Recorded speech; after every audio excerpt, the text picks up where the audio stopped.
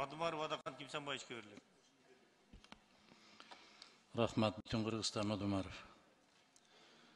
Урматтуу кесиптештер, биринчи окуу болуп аткан кезде мен Токтогул каскаты боюнча сунуштарды айттым эле.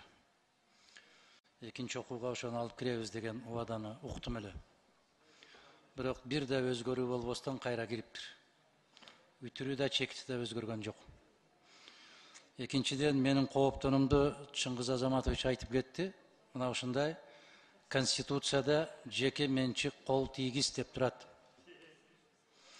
Эгер биз кичинекей эле бир жылчык ачып койгон болсок, ошону менен кете берет. Биринчи өкмөткө милдеттүү дейсиз, өкмөт барып сунуш айтат. Сунуш жакпай койсо, биз момундай иш ачабыз дейт. Бул кооптуу жагдай. Эмне үчүн Токтогул каскатын киргизбей койдуңуздар? Токтогул каскады кирген экинчи беренедин экинчи пунктусунда турат. Сиз мындай деп айтып атасыз да, 4-чү берененин экинчисин караңыз. Мамлекеттин менчигинде турган стратегиялык объекттер электен ажыратуу менчиктештирүү жөнүндө мыйзамына ылайык ишке ашырылат. Бүттү. Ошону менен нарын каскаты дагы ушунун ичине кирип кеткен. А мыйзам менен менчиктештирүү ишке ашканда программа 3-чү, 4-чү кылып алып келесиңер, жогорку кеңеш колдоп бергенден башка аргасы калбайт. Урматтуу жакшылар. Пандоранын жашыгы эмес. Силер андан 5 беттер жаман нерсенин бетин ачып атасыңар. Жооп берсем болобу? Күтүп атам. Биякта болсо, сиз карасаңыздар, мынакей биякта бүт гидроэлектростанциялар кирип атат. Өзүнчө экинчи пунктта Токтогул электростанциялар каскадын жана улуттук жогорку вольттуу электр берүү линиялары деп турат. Кошпогондо. Алар болсо, булар мындан тышкары Кыргыз Республикасынын Токтогул электростанциялар каскадын жана улуттук жогорку вольттуу электр берүү линиясынын өзгөчө статусу жөнүндө мыйзам бар. Ошол мыйзамда мунун баары киргизилген. Экинчи, мына биякта стратегический объекттер тизмеси турат. Бул тизмеде бүт Токтогульский ГЭС каскады кирген. Мынакей. Биринчи электрические станции Токтогульская ГЭС, Ташкумырская ГЭС, Шамалдысайская ГЭС, Курпсайская ГЭС, Учкоргонская ГЭС, Атбашинская ГЭС, Камбарата ГЭС-1, Камбарата ГЭС-2, ТЭЦ город Бишкек, ТЭЦ город Ош деп турат. Булардын баары стратегический объекттерге кирген. Эми караңыз. Боткону май менен бузуп албайсың дейт, э? Бул атайын мыйзам, багыттуу мыйзам, стратегиялык объекттер жөнүндөгү мыйзам.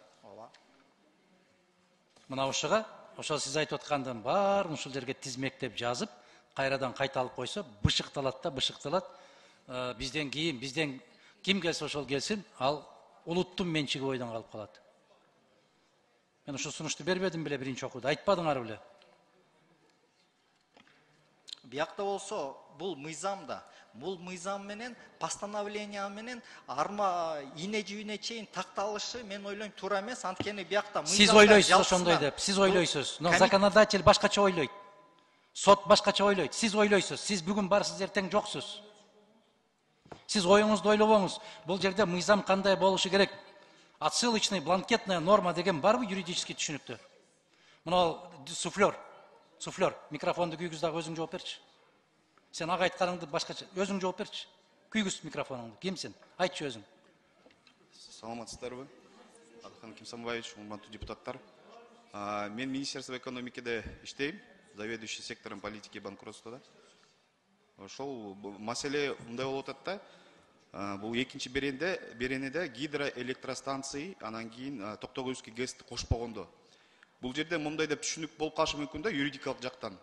То есть гидроэлектростанциялар кирет, а Токтогульская ГЭС кирбей калат деген двоякое толкование бар да, то есть эки анжы талкуулоо болбош үчүн биз ошол эмеден экинчи статьянын пунктчасынан алып туруп өзүнчө статьяга белгилеп атабыз. Экинчи статьясында Токтогульский ГЭСтин статусу боюнча мыйзам менен белгиленет деп ошондой эле тактоо иретинде эле. Бул жерде Токтогульский ГЭСти алып салуу деген маселе каралган жок да. Эмне үчүн кошпогондо деп жазып атасыңар? Жок, кошпогондо дегенде алып салып атабыз. Ошону алып салып туруп экинчи пунктка которуп атабыз бул эменин статьянын. Кошпогондо деп сунуш киргизип атасыңар мына 4. Жок, андай эмес. Жок, андай эмес. Мен башкача окуп атам силерди.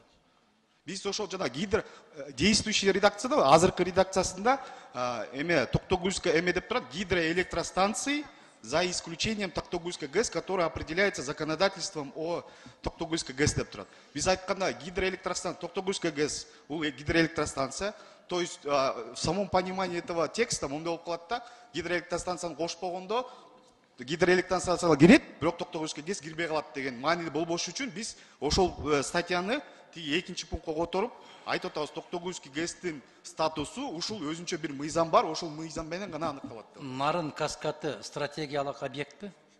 Нарын каскады ооба. А эми үчүн тизмеде жок. Биякта бүт жалпы гидроэлектростанциялар деп пункт менен кирген. Ошол гидроэлектростанциялардын тизмесин өкмөттүн корунтусу менен бекитип атабыз. Өкмөттүн корутундусу болбош керек. Бул жерде мыйзам чыгаруу менен аныкталат. Эгерде ушул жерге стратегиялык объектлерге нарын каскаты деп кошуп койсоңор, маселе чечилет. Маселе жок. Киргизип койгула ошону. Ошол стратегиялык өзүнчө мыйзам менен кийин кете берет отсылочный норма кылып. Бул мыйзамда бир пункту менен, мисалы, бир пункту менен гидросооружение деп кирип атат, андан тышкары водоснабжение конструкциялар деп кирип атат. Эгерде ошолордун баарын киргизсек, анда тенде водоемдор да кирип калат да.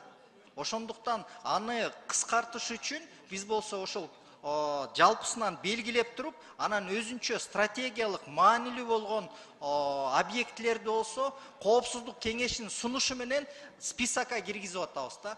Анткени эгерде аны кылсак, анда ишкерчиликте көп ишканалар кирип калышы мүмкүн да. Жакшылык кылалы тескери бастыңарда. Урматтуу кесиптештер, бул өтө кооптуу мыйзам долбоору. Ошон үчүн колдобошко чакырам анда. Жөн эле киргизип койгула дедим, бир эле пункт менен. Ары бери чайкабагыла деп атам. Коопсуздук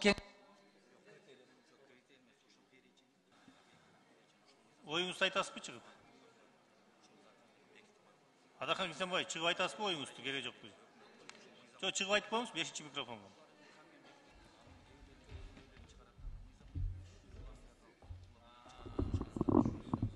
Урматтуу кесиптештер, дагы бир жолу кайталашка туура келет.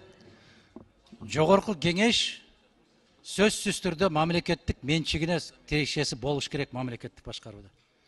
Коопсуздук кеңеши болобу, министрлер кабинети болобу, алардын өз карамагы менен тизмеден чыгарып киргизип салуу бул башаламандыкка алып келет деп атабыз биз.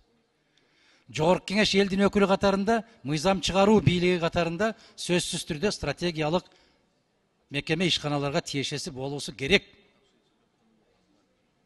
Бул менин, сиздин же башканын кызыкчылыгы эмес, бул мамлекеттин, улуттун кызыкчылыгы. Биз бүгүн барбыз, эртең жокпуз.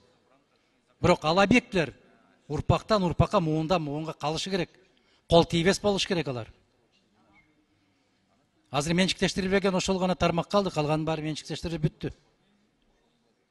Эми буга да көз арткан болсок, андай жакшылыкка алып келбейт. Генерирующий деп киргизип койгула, ушунчалык титиреп атсаңар. Кийин ким өз менчиги менен гидроэлектростанция курам десе, менчик кылып, жеке менчикке кура берсин. Эч ким тоскоолдук кылбайт. Түшүнүп мен айтканды. Мынау жерге дагы тизмени киргизип койсок, ошол баякы каша маслом не испортишь деп атпаймынбы мен. Киргизгиле, чочубагыла муну. Өкмөткө бербегиле.